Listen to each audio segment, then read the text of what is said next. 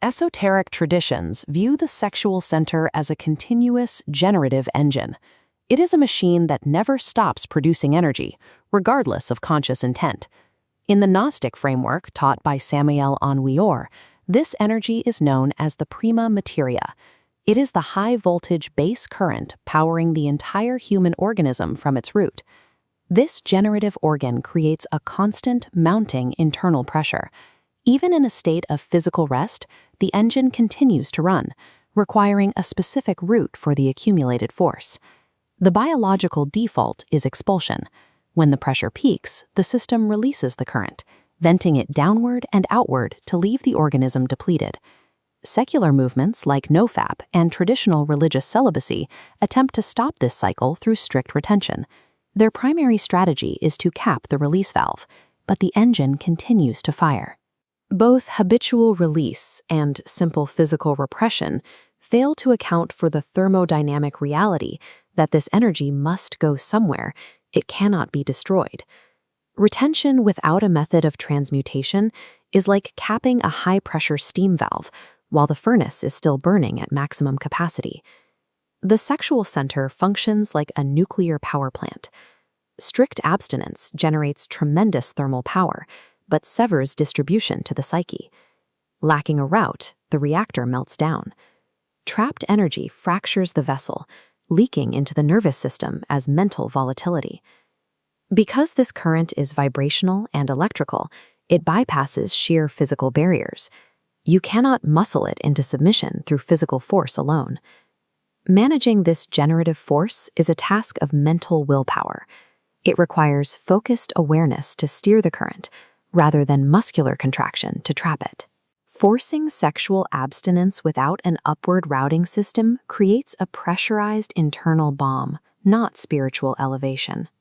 The human internal landscape consists of hundreds of autonomous psychological programs. Each functions as a distinct agent with its own desires and objectives. Esoteric psychology identifies this aggregate as the legion. It is a collection of competing egos, pride, anger, fear, fighting to take control of the human machine.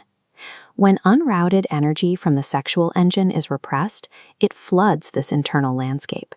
It becomes raw fuel for these ego agents. Retention provides the legion with the high-voltage energy it needs to become more dominant. Without transmutation, you are simply supercharging your existing defects. This explains the irritability and obsessive behaviors often seen in secular retention practitioners. The energy is magnifying their psychological noise. Gnostic alchemy aims to build a unified solar body. The goal is bypassing internal fragments to consolidate energy into a singular conscious field. Retained energy is an indiscriminate amplifier. It magnifies whatever psychological structures currently dominate the practitioner's mind. Alchemy is a double-edged sword. It can be used to dissolve the ego or to amplify it into a permanent, hardened state. A practitioner who routes energy upward while keeping their selfish ego intact becomes what is known as a hasnamis. This creates two competing centers of gravity. The entity possesses genuine spiritual power, but remains driven by a demonic, self-centered will. This structural failure manifests as the Kuna buffer, an inverted tree of life that anchors the psyche in a destructive, red-shifted energetic field. This state is achieved when the work is driven by personal fame, status, or material wealth. The ego hijacks the rising current to nourish itself. The higher the practitioner ascends in this state, the more difficult this energetic coding becomes to reverse. Transmuting for personal gain effectively hardwires an antichristic force into the practitioner's own energetic anatomy. Correct routing requires specific methods: pranayama for those who are single, and white tantra for couples. Pranayama is a mechanism of mental willpower. It functions only when the practitioner is in a state of profound physical and mental stillness. Forcing air violently through the body during breathwork is a major mistake. This aggressive friction causes internal damage to the subtle energy channels.